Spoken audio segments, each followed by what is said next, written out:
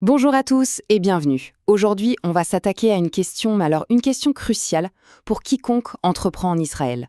Comment trouver l'argent pour ses activités marketing? C'est vraiment le nerf de la guerre, alors regardons ensemble quelles sont les options concrètes sur la table. Ah, la fameuse question, celle qui peut tout bloquer net avant même d'avoir commencé. On sait que le marketing est vital pour se développer, mais la question du financement, c'est souvent le tout premier obstacle, le plus grand à franchir. Avant toute chose, mettons les choses au clair, hein. Il n'y a pas de formule magique. Un budget marketing, ça ne sort pas d'un chapeau. Ça dépend vraiment de deux choses.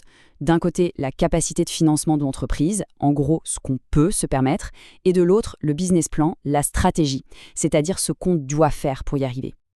Allez, c'est parti, on entre dans le vif du sujet.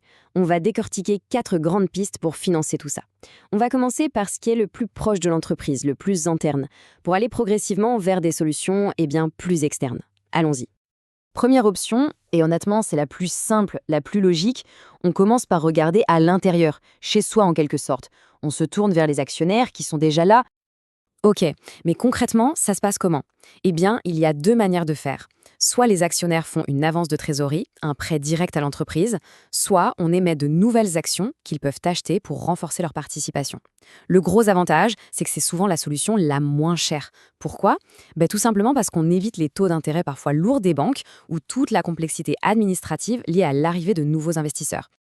Bon, imaginons que les actionnaires ne puissent pas ou ne veuillent pas remettre la main à la poche. Qu'est-ce qu'on fait? C'est là qu'on passe au deuxième cercle de financement. On se tourne vers les proches. C'est ce qu'on appelle parfois le capital risque convivial ou de façon plus imagée la love money. C'est un grand classique, une étape presque incontournable pour beaucoup de startups. La confiance de l'entourage devient un vrai moteur. Mais attention, quand on mélange argent et affect, il faut que ce soit bien cadré. Et pour bien cadrer les choses, il y a une structure juridique très intéressante qui existe en Israël, les Menayot Beora, qu'on pourrait traduire par actions privilégiées. En fait, c'est un peu le compromis idéal. D'un côté, l'investisseur, un ami, un membre de la famille, est rassuré car il sait qu'il sera prioritaire pour toucher les dividendes. Et de l'autre, l'entrepreneur, lui, garde le contrôle total car ses actions ne donnent généralement pas de droit de vote. C'est une façon intelligente de protéger à la fois l'investissement et la relation. Ok, si les fonds internes et amicaux ne suffisent pas, là, il faut passer à la vitesse supérieure, devenir un peu plus formel. On sort du cercle de la confiance pure pour entrer dans celui des garanties. Direction, la banque. Là, attention, on change de monde. La banque, elle, ne fonctionne pas à l'affect. Elle ne va pas parier sur une simple idée. Ce qu'elle veut, c'est un plan. Il va donc falloir arriver avec un business plan, mais alors en béton armé. Il faut montrer noir sur blanc comment cet argent va permettre à l'entreprise de grandir et surtout de générer assez de revenus pour rembourser le prêt. En général, la banque va proposer deux solutions principales. D'abord, on peut augmenter la mise garette à Ashraï. C'est, pour faire simple, une autorisation de découvert plus importante. C'est souple, idéal pour les besoins de trésorerie du quotidien. Ou alors, pour un gros projet marketing bien défini, un prêt à terme classique sera sans doute plus adapté.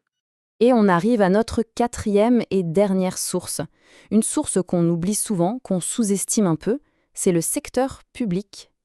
Et oui, l'État peut tout à fait devenir un partenaire dans l'aventure.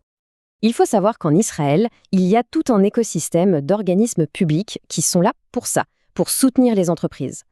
L'idée derrière, elle est assez simple. En aidant une entreprise à se développer, grâce au marketing, on crée de la valeur pour toute l'économie. Il y a donc de vraies opportunités à ne pas manquer. Et cette aide, elle peut arriver de différentes manières. Ça peut être des prêts classiques, mais avec des conditions souvent bien plus avantageuses que celles des banques. Dans certains cas, l'État peut même entrer au capital de l'entreprise. Et puis, il y a ce que tout le monde recherche, un peu le Graal de l'entrepreneur, l'aide financière non remboursable. Une vraie subvention, de l'argent donné pour un projet, sans avoir à le rembourser. Voilà, on a vu 4 chemins, 4 portes d'entrée pour trouver des fonds. Mais en réalité, la véritable clé du succès, ce n'est pas tant de choisir la bonne porte que de savoir comment les combiner. C'est vraiment le conseil le plus stratégique. Et on arrive au conseil le plus important de tous. C'est vraiment la règle d'or. Ne jamais mettre tous ses œufs dans le même panier. Dépendre d'une seule source de financement, que ce soit une seule banque ou un seul gros investisseur, c'est se mettre en danger. En diversifiant, non seulement on sécurise l'avenir, mais on gagne aussi énormément en liberté et en agilité pour piloter son entreprise. Au final, la question à se poser, ce n'est peut-être pas par où est-ce que je commence, mais plutôt quel est le bon cocktail de financement que je peux construire pour que mon entreprise soit la plus solide et la plus résiliente possible pour l'avenir. Voilà, la réflexion est lancée.